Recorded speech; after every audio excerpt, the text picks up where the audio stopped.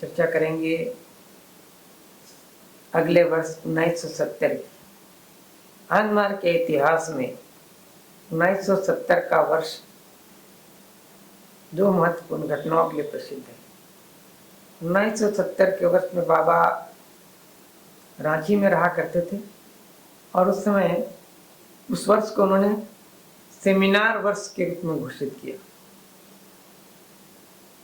Seminar, more and more seminar, village level seminar. इसका उद्देश्य था कि गांव-गांव तक लोगों के बीच ये संदेश पहुंचा देना कि मनुष्य के जीवन का लक्ष्य है ईश्वर संप्राप्ति, और उस संप्राप्ति के लिए उसे योग साधना करनी होती है। और योग साधना के लिए आवश्यक है यम नियम का पालन, सात्विक भोजन, पंचदशील, वैसे जो बेसिक आधारभूत जो बातें इसके जीवन में है, उन सब की शिक्षा गांव-गांव तक पहुंचा देना, ताकि हर मानव मात्र के लिए यह अध्यात्म का रास्ता सुलभ हो जाए। तो 1970 के वर्ष एक तो इसलिए प्रसिद्ध है, और दूसरा है कि 1970 में बाबा आनंद मूर्ति जी ने बाबा नाम केवलम के अष्टाक्षर सिद्ध महामंत्र को प्रतिपादित किया। हाँ, प्रतिपादित किया रांची के ही पास डाल्टनगंज की राह पर एक आमझरिया करके छोटा सा गांव है। आम्र माने वहां होता है जल, अम्ब, और झरिया माने झरना, जहाँ पानी का झरना है, वह ऊंची पहाड़ी से पानी झरने की तरह गिरते रहता है, इसलिए उस गांव का नाम था आमझरिया। और वहाँ सरकारी गेस्ट हाउस था। तो बाबा वहाँ पर अक्टूबर के महीने में कुछ दिनों के लिए वहाँ गए थे, और वहीं पर उन्होंने इस बाबा नाम केवलम अष्टाक्षर सिद्ध मंत्र को सबके बीच प्रसारित किया, और उन्होंने बताया कि कैसे अंतरिक्ष से बाबा नाम केवलम की ध्वनि लोग सुन सकते हैं। और वहाँ लोगों ने अनेक अनुभूतियाँ वहाँ प्राप्त की उन 4-5 दिनों में। उसके बाद बाबा नाम केवलम हर मानवालियों के लिए एक कीर्तन करने का एक महामंत्र बन गया। तो उसके बाद क्या हुआ, इसी वर्ष सेमिनार वर्ष था, तो सेमिनार लेने के लिए हमारे शहर में एक आचार्य जी आए। 3 दिन का सेमिनार होता था, फ्राइडे, सैटरडे, संडे। और तब तक हमने कोई न पुस्तकें पढ़ी थी, न दर्शन पढ़ा था, न जीवन वेद पढ़ा था, न यम नियम पढ़ा था, बस नियमित साधना करते थे। न दोबारा आचार्य जी का भी दर्शन हुआ था, न किसी माध्यम से मुलाकात थी। तो सेमिनार जब वर्ष आया तो उसमें एक त्रिदिवसीय सेमिनार में मुझे सम्मिलित होने का मौका मिला, और तब मैंने देखा कि बहुत सारे साधकगण वहाँ जमा हुए थे। कुछ नहीं तो मेरी स्मृति में कोई 30-35 लोग थे वहाँ, और 3 दिन का सेमिनार था, और एक छोटा सा किसी साधक का घर था, उसके 2 कमरे में इसकी व्यवस्था की गई थी। और वो मेरे लिए अद्भुत जानकारी का समय था।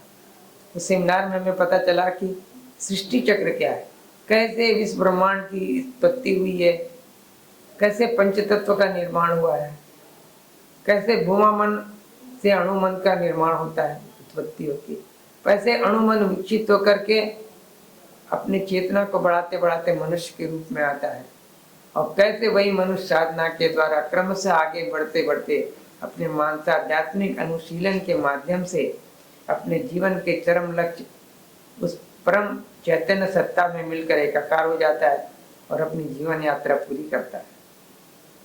ये यात्रा जो हम जन्म लेते हैं और मृत्यु के बीच के जीवन हम कहते हैं, ये एक खंड जीवन है। ऐसे अनेकों खंड जीवन को मिलकर हमारा पूर्ण जीवन होता है।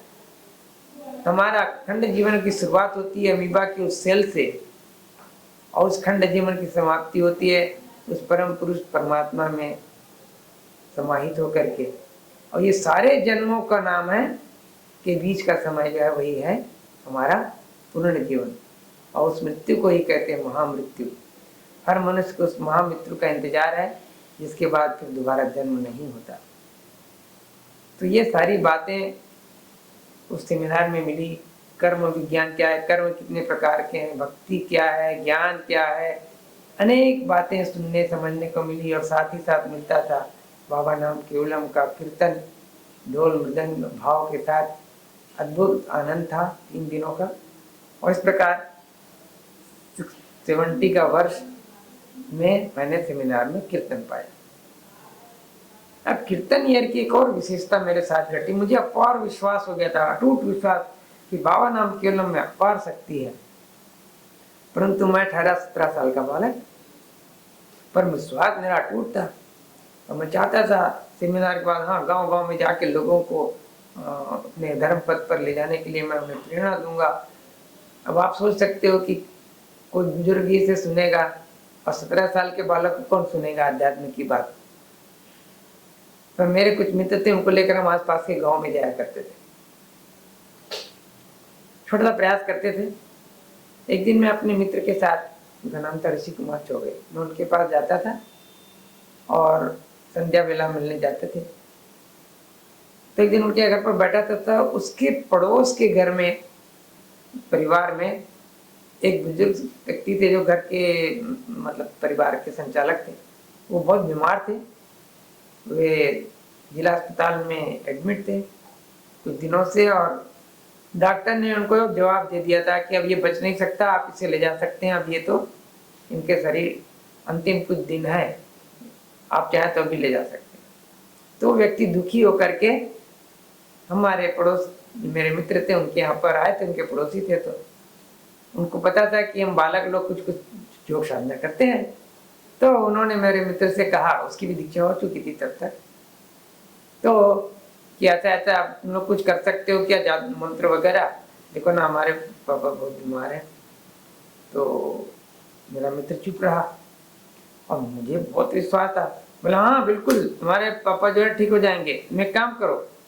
तो बोले क्या करेंगे, डूबते को तिनके का सहारा। तो उनको लगा कि जो बोलेंगे वही करेंगे। और मैं पूरे विश्वास के साथ बोला कि आप घर के जितने मेंबर हैं सबके सब चले जाइए हॉस्पिटल और उनके खाट के चारों तरफ सब लोग बैठ जाइए और एक दिया जला लीजिए, अगर लाइट जलाने की अनुमति न मिले तो अगरबत्ती जला लीजिए और आप सारी रात बन सके तो बाबा नाम केवलम कीर्तन। ना उनको धुन सीखने को आने का मौका था, न सिखाने का मौका था, ना मुझे भी गाना उतना ढंग से राग से आता नहीं था। बस उन लोग बाबा नाम केवलम, बाबा नाम केवलम, बाबा नाम केवलम यही बोलते रहना। मेरा मित्र बड़ा अवाक, क्या बोल दिया, ऐसा नहीं हो कुछ हो जाएगा तो लोग क्या बोलेंगे। पर उन लोग गए और सारी रात उन्होंने उस खाट के चारों तरफ बैठ करके कि माता पत्नी, उसके बेटे बेटी, यहाँ सब लोग मिलकर के परिवारजन, और डॉक्टर तो नर्स वगैरह चले जाते अपने समय पर। अगली सुबह 4-5 बजे वो व्यक्ति जो खाट में हिल नहीं सकता था, सुबह अपने से उठ करके शौच गया, अपने से ब्रश किया, मुंह हाथ धो करके आराम से खाट पर बैठा हुआ है। जब डॉक्टर राउंड में आया तो बोले ये क्या हो गया, ये व्यक्ति मरणासन्न था कि बैठ कैसे गया। तो उन्होंने पूछा तो घर वालों ने बताया कि हमने ऐसा ऐसा किया, इसके कारण ये तो चलने लग गए। तो बोले ये ईश्वरीय कृपा है, अब उसे कुछ भी आवश्यकता नहीं है, आप इसे ले जाइए।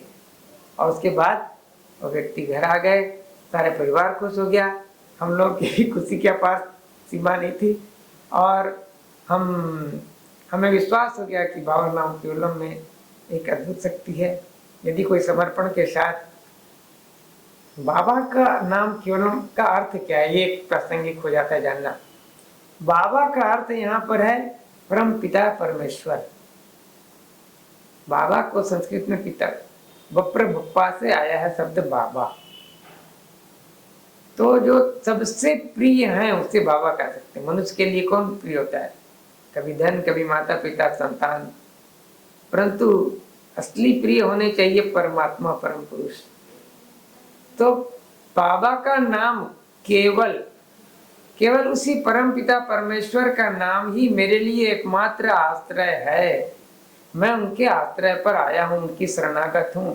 इस भाव के साथ, इस विचार, इस भावना के साथ यदि कोई व्यक्ति ईश्वर को पुकारना हो सोचते हुए दोनों हाथ उठा करके यदि वो कीर्तन करते हैं और बाबा नाम केवलम का उच्च स्वर में जप करते हैं तो ईश्वरीय कृपा उस पर होती है और उसको समाधान प्राप्त हो जाता है। तो ये हम लोगों के साथ उस 17 वर्ष की वय में एक चमत्कार हमारे को विश्वास और शक्ति दिलाने के लिए, और तब से लेकर आज तक बाबा नाम केवलम आज दुनिया के 200 देशों से अधिक लोग विभिन्न विभिन्न यंत्रों के साथ ताल छंद और सुर के साथ गाते हैं। और आगे आप YouTube भी देख लें तो बाबा नाम केवलम के कीर्तनों से भरी पड़ी है। ये बाबा नाम केवलम माता YouTube में लिख दीजिए बाबा नाम केवलम और कीर्तन, तो आपको बहुत सारे देसी विदेशी गायकों की टून में मिल जाएगा। तो बाबा नाम केवलम मानव मात्र के लिए एक बहुत बड़ा अवदान है, जिसके द्वारा इसमें कोई जाति भेद रंग भेद किसी का कोई स्थान नहीं है। अगर वो आनंद मार्ग को मानता है तो ठीक, आनंद मार्ग को गाली देता है तो भी ठीक, उसको भी वो कल्याण करेगा। क्योंकि मंत्र की तरंग जहां तक जाती उस शब्द की, उस तरंग में श्रद्धा या अश्रद्धा से अवहेलना से भी यदि कोई सुनता है तो उसके कान पवित्र है, बोलता है उसकी जीवा पवित्र होती है, और जो सुनता है उसका सारा हृदय पवित्र हो जाता है, और पवित्र हृदय से उसमें ईश्वर की कृपा होती है, और वह एक सच्चा इंसान बनने के पद पर अग्रसर हो जाता है। तो यही है बाबा नाम केवलम अष्टाक्षर महामंत्र की महिमा, और यह सन 1970 से चल रही है, और आज 30 साल उधर, आज 50-51 साल हो रहे हैं इस कीर्तन को, और सारा विश्व इससे लाभ उठा रहा है। मैं तो कहूँगा कि जो इसको आज सुन लिए, जो समझ लिए, आप उसे अपने जीवन में अपनाएं, उस परमेश्वर को याद करें। परमेश्वर न किसी जात से बंधा हुआ है, न किसी वर्ण से, न रंग से, न रूप से। सच्चे हृदय से अगर कोई उसे पुकारता है कि ये परमेश्वर तो कहाँ है, मुझे तुम्हारी कृपा की आवश्यकता है, तुम्हारी सहायता की आवश्यकता है, तो वे जरूर अपने पुत्र को और पुत्री को सहायता के लिए दौड़े चले आते हैं। ये मैंने हजारों बार महसूस किया, और मैं चाहता हूँ कि आप सब लोग भी इसे महसूस करें। इन्हीं शब्दों के साथ मैं आज की बाबा कथा समाप्त